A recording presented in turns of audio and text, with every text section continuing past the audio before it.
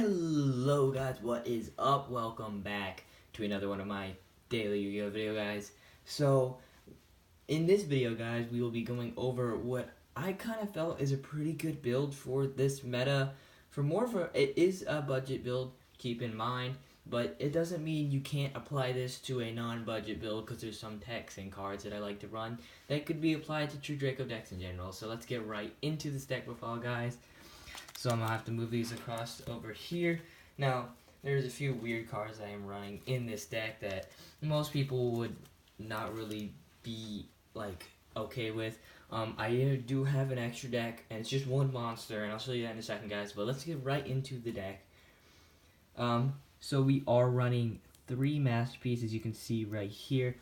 I don't want to say it clogs, but I don't really like to see him as a draw card, but more as a search card off a diagram, because there's a lot of cards that we have as targets for diagram in this deck currently that make diagram a little bit more active and also give us a lot of graveyard effects. So only 2 masterpiece because of Pot of Desires. Like, if you want to play Pot of Desires like I do, and you don't want to banish your masterpiece, just want to play a helmet, then you could run 3 if you wanted to. Now, guys, this is kind of a little bit of your choice depending on what you want to run. So I'm just running 1 of each of the legal True Draco monsters currently.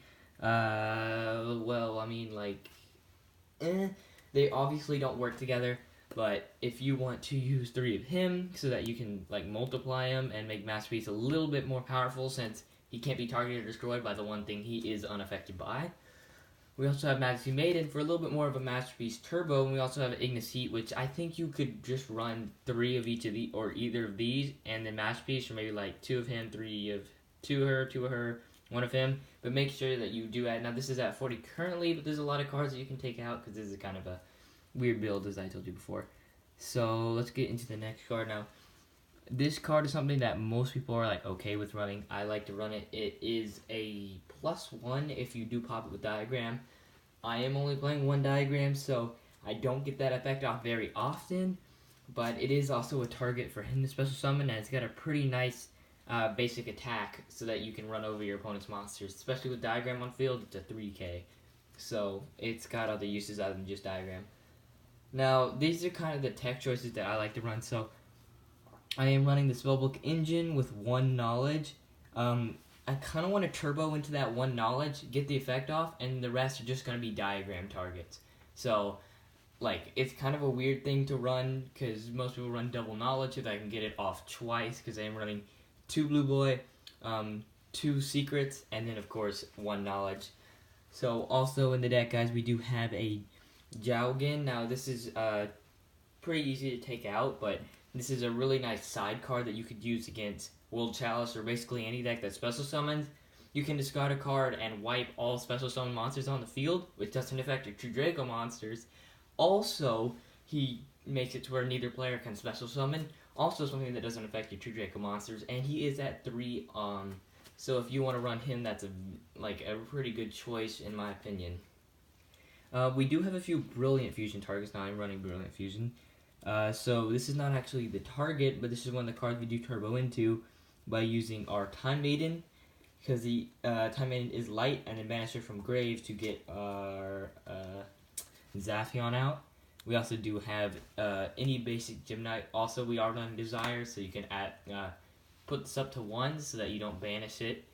But, I mean, if you're going to activate Desires, it's probably going to be the last thing you activate in your hand, so you don't banish your materials that you're going to be needing later on. Okay, that's it for the monster lineup, guys. Also, guys, I forgot to tell you in the beginning, but don't forget to leave a like and subscribe if you do like my videos. And if you don't want to subscribe, please tell me why, because I want to better my videos, and I'm trying not to say, I say that a lot, and it's just something I do. So I'm trying to say that less, and I'm trying to watch out for it. So, I currently only have 1 diagram, but you could run this at 3. I actually recommend it, although it is getting, I said it again, it is getting hit on the next ban list for sure.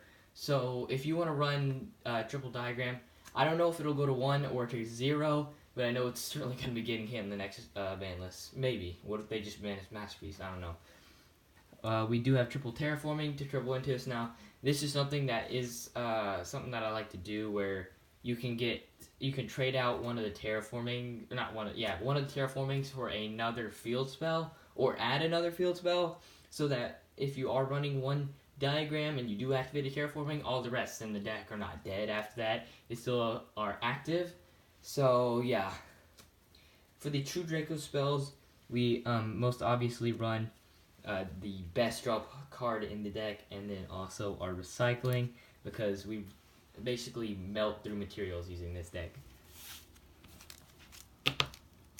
Now we have a few of our engines. So we have our Brilliant Fusion. Now I like to run 2. I mean, you could run 3. That's also something that you wouldn't be able to get if you were a budget player. So I think it is 10 right now. I got these at $2 each, and now they're up to 10. So it's budget for me, but may not be for you. So just go check the price before you go ahead and buy those. We also run, most obviously, the secrets, and then our single knowledge, just to keep it a little bit more budget, so that more budget players can access its deck. And then for draw power, we also have duality and desires. Now, something that you do have to keep in mind, guys, if you do activate your Brilliant Fusion, you cannot activate these, so do beware. We also have an Upstart Goblin for consistency. Okay, and now onto the traps. We're only running 5 traps because of the fact that return is banned, which sucks, but I mean, it needed to happen. We also have triple Apocalypse right here. This is probably one of the best cards, I think, because anytime one of your monsters would be destroyed or anything, you can just activate this, tribute it, and then your opponent's effect will go off on nothing, and all of their monsters' attacks are halved. So it's really nice. And then we also run the 1 Imperial Order. And that's it for the main deck, guys. We don't actually have a side deck right now, but I would like to leave the side deck up to your personal choice. And then for the extra deck, we obviously run our Seraph Knight. Now, I actually saw some people running 2 Gem Knights and 2 Seraph Knights, since we are running 2 Brilliant, and also 2 of everything else in the engine. We are running 2 for less brick, but you could make it to where all the rest of the cards in the deck all the other Brilliant Fusion cards aren't dead after you activate the first one. So if you can get your hands on another $20 Seraph Knight, I would recommend it. And that's basically it for this odd build. Guys, please tell me in the comments what you think about my build and what needs to be changed. Please don't just go in the comments and say you need triple demise, triple diagram, stuff like that. It's not going to help me, because that's not really what I'm looking for. I'm looking for more budget cards that help the deck run as consistently as possible without spending your mom's credit card. So if you guys would like to help me with that, just go into comments and tell me. I'm currently working on trying to make a subreddit for my channel / YuGiTubers in general, so I don't have enough karma currently, but if someone wants to help me, maybe make the thing for me, having a, just call it like YuGiTubers hotspot or something, just so that all the YuGiTubers and people and their fans can talk to the YuGiTubers more actively than just the YouTube comment section. So thank you guys for watching this video. I really hope you liked the video, and I really hope you come back for another video later on. And goodbye.